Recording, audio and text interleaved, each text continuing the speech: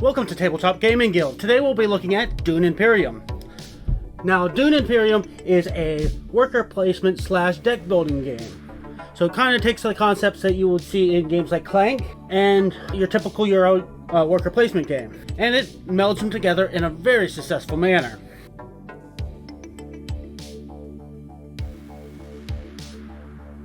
On a player's turn, they will be first doing worker placement. To do worker placement, you'll be looking at the symbols on the left side of the card. In order to take an action in one of the spaces, you have to have a card that matches that symbol. So if you want to take one of the faction spaces, you have to play a card that matches the faction symbol you want to go to. The other thing to bear in mind when you're doing worker placement is these beige boxes. If there's anything in those beige boxes, those are things that happen when you use that card for its worker placement function. So, for example, Seek Alliances. The text says trash this card. So if you were to use that as a worker placement, you would immediately trash the card after you play it. Signet Ring refers to the signet power of the leader. Everybody's going to choose a leader, and every leader has a signet power and a passive power. Passive powers occur when the text says. So for example, there's one that allows you to draw a card anytime you go to an action space that requires you to spend money. So do not forget your passive ability. The other ability that the leaders have is their signet ability. Those trigger only when you use your signet ring for the worker placement function. So once you've taken all the worker placement actions you want, when it comes back to your turn, you would then do a reveal. When you do a reveal, you are now looking at the blue section at the bottom of the card. In general, those give you buy power to buy new cards, or combat power to help you in the combat. There's always 5 cards available to buy, plus 2 generic cards, as well as the fold space. So that's the deck building section of the game. You'll be drawing 5 cards into your hand each round, discarding them after the round, and drawing 5 new cards. Let's talk about the worker placement. So we'll start with the 4 factions. You have Emperor, Spacing Guild, Bene Gesserit, and Fremen. And each of those factions have 2 spaces available. As for any of the spaces on board, only 1 agent can go in each space. The other thing that happens is that anytime you go to a faction space, you immediately get the effect of the space, but you'd also go up 1 influence in that faction. If you get 2 influence in a faction, you immediately get a point. If you ever are forced to reduce your influence in that faction below that point, you would lose that point. If you, at any point you get above the orange line in that faction, you immediately get an alliance with that faction and a point, as well as whatever bonus that faction gives, in this case 2 military units in your garrison. Intrigue cards have 3 types. You got plot cards that can only be revealed on your turn unless stated otherwise, combat cards that can only be revealed in combat, and endgame cards that can only be revealed end of game. There are also a few combat cards that are also endgame cards, so you can use it as either or and never both. So next let's talk about green pentagrams or council spaces. So if you go to High Council, you spend 5 coins, immediately place your 1 token, and from then on you have 2 extra buy power every round. If you choose to go to the Swordsman, cost 8 coins, but you get your 3rd worker. Other spaces that are on the council are Mentat, which costs you 2 coins, allows you to draw a card, and gives you this temporary worker. Rally Troops, that allows you to put 4 units into the garrison.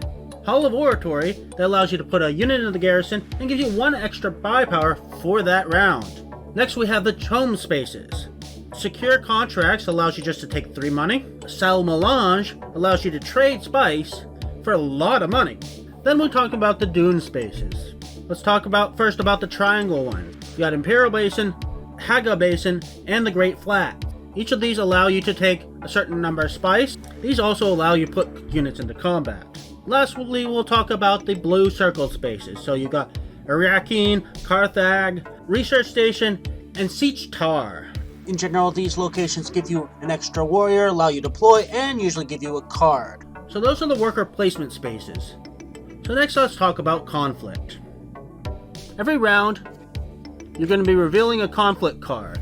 and this is majority rule. So in this case, whoever has the most strength gets 1 point, second gets 1 water, and third gets 1 spice.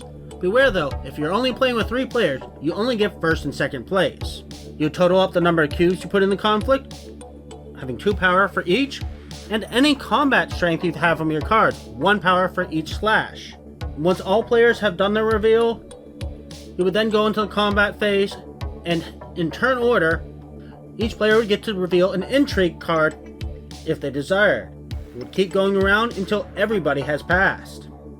At that point, you would calculate the final strength and give out the rewards.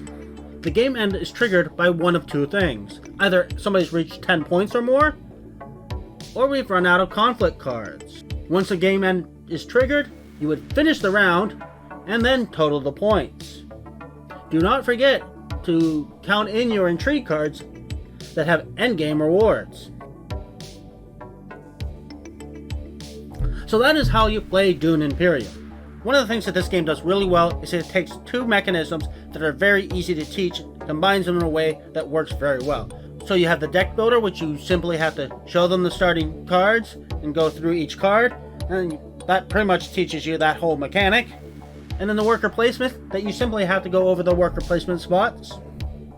Everything you need to know is right in front of you in this game. The text on the cards is very minimal, very clear, and I haven't encountered any cards that cause any real confusion. One of the things that did surprise me a lot in this game is the ramp up. It seemed like everything was pretty smooth, that it was like a slow build, but then there's a point where suddenly it's possible to make a lot of points in a single turn. So a person who's far behind can suddenly be in the lead. I had a game, my first game of this, I was 4 or 5 points behind on the last turn, and I managed to win. In a 10-point game, being able to make 4 or 5 points in a single turn is massive. It doesn't feel unfair because you absolutely earned those points. Being a worker placement, there's obviously some potential for taking actions people need. Generally, it's not intentional, but it is entirely possible to block an action somebody needs and prevent them from winning, in that way, unintentionally kingmake, which is something I'd often consider a flaw, but in this game, I have yet to see it used maliciously. Generally, people are taking actions that are in their best interest, regardless of whether somebody else needs it. One of the things to be careful of this game is it's entirely possible, if you've got a lot of workers, to have more workers than you have possible actions based on your card draw. So it's not always best to snap up every worker you can. Overall, this is a complex game with a lot of intriguing strategy that can be stressful at times, yet it's easy to teach, easy to learn, and a phenomenal game. I love this game. This game is well on its way to possibly being on my top 10 for next year. Unfortunately, the availability for this game is fairly scarce at the moment. Hopefully it'll be coming back soon.